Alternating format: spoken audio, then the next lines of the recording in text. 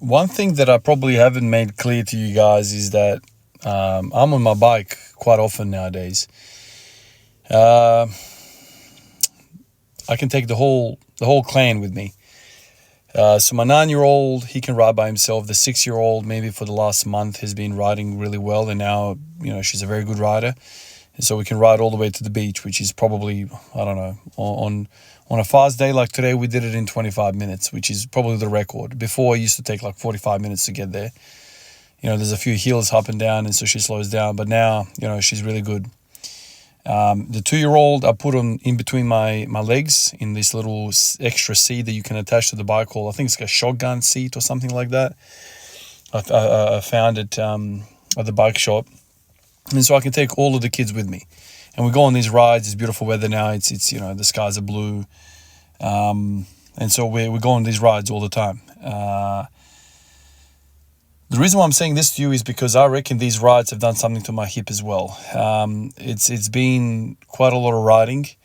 And something that I've noticed as well is that it's not just the hips, and the quads and whatever, but also like my shoulders. I was noticing it today, like when I'm riding, I've got my hands on the handlebar, but it's not just that I'm just there, relaxed. I'm also I'm protracting. It's almost like a push-up plus. I don't know if you guys are familiar with that push-up plus maneuver, but it's like it works at the serratus anterior, which is like really good for the shoulders.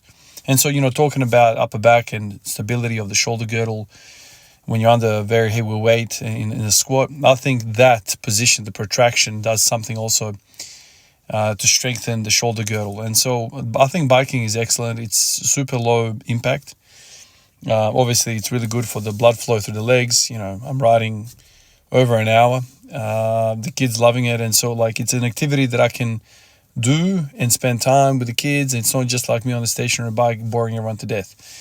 We're in the nature, we're getting vitamin D and going to the beach, you're playing with sand and come back. It's really beneficial. And I reckon that's had an impact on how I've been riding. The last week it was kind of like crappy weather, so we missed a whole bunch of days. And then I have that really, really heavy session 190, and then the hip starts to hurt.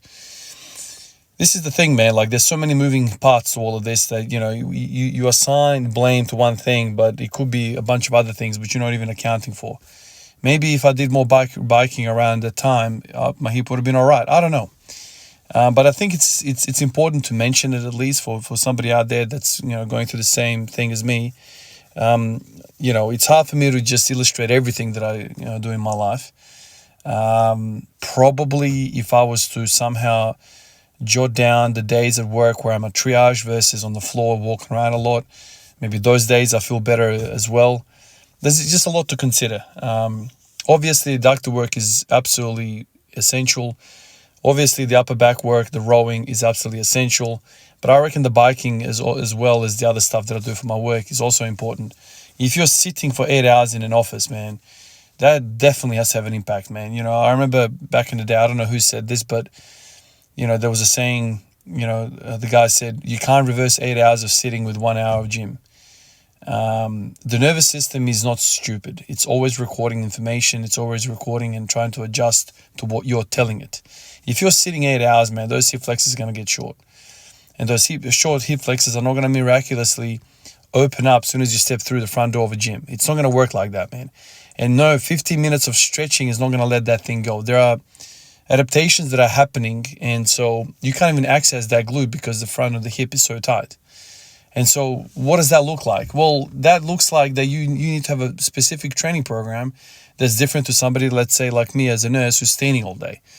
Different requirements. You need to, you're going to have different priorities for you to unlock your weaknesses. And this is the fun thing about all of this, is that we all have our specific things. Of course, we all have different leverages. We all have our different backgrounds and sporting, endeavors in our earlier life.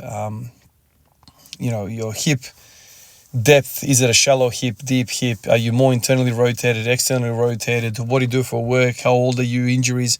So much goes into it. And I think this is where experimentation and test and retest is the way to go. I don't know. I'm not saying squatting every day is for everyone, man, but practicing, it is for everyone. Experimentation is for everyone. Whether you do that over 3 days, 4 days, 5 days, whether you do 12 sessions a week, whatever the case might be, the more energy that you put into something, the more you're going to understand. I've found a bit of a setup here with me recently. It's going really, really well. And now I'm so impressed by the recent success that I'm just studying every bloody move that I do. And I'm recording a lot of it in the journal and discussing a lot of it, trying to like piece together everything, try and record this in this moment to make sure that I can replicate this in the future, because this is a very, very important period. It's important to record your thoughts when things are not going well, because at least now you know what you not are supposed to do. You know what's not bloody working. But when things do start to work, record and just kind of make sure you have that recorded so you have contrast. And then you just replicate. And as the time goes on, another 10 years into this, I'll have more of a clear understanding of what's going on. Who knows, man? Maybe in like 5 years' time, I get a really, really strong bike and I go into the hills with the boys and like we're climbing mountains, and maybe my hip pain is like the best it's ever been. My hips are really, really strong and the squat is going to 260, 270. Who knows? I don't really know. Right now, I've got a bloody $200 bike and I'm pushing it and it's great and it's got no gears. It's just one gear. I'm with the kids. It's all fantastic. But even at that low level, there's benefits there. And I think that's really cool. So I thought I'd mention that. The weather's clearing up. The kids are outside all the time. The kids are now getting bigger. So we're doing all these outings, and I love biking, man. I love kids biking. We're not going on the roads or anything like that. I'm kind of scared of that. We're just riding along the river where there's no traffic at all. It's just people and us, and we're moving really slowly anyway. So it's not like anyone's at risk, and there's other bikes and stuff. Like, it's a really, really nice area where we live, and the beach is like 30 minutes from bike ride from where we are. Really, really cool. Anyway, appreciate you guys, and I'll catch you in the next one. Peace out.